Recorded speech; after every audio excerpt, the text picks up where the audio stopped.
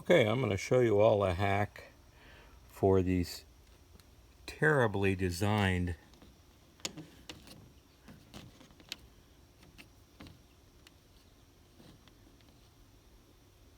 fittings on the Norcold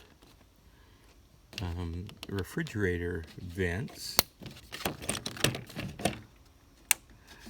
These things are notorious for becoming brittle and just breaking.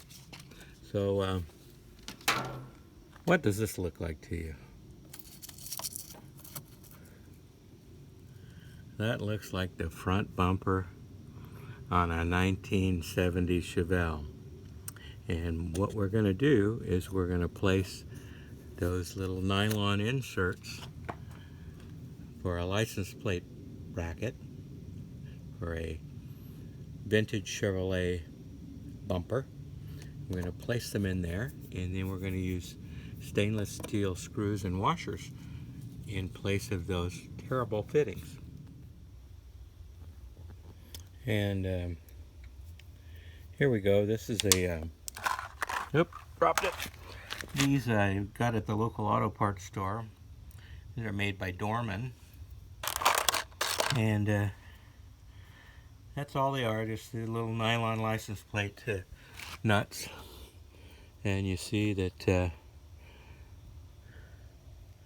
they will snap right in those holes. And now you can just place your vent back up there. And I bought some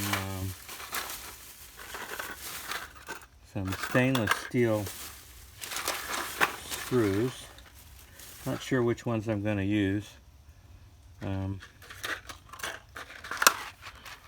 are 10 by 3/4, and then I've also got some 12 by 1s, but we'll see which ones we like better and put those in. Okay, and that's what the finished product looks like.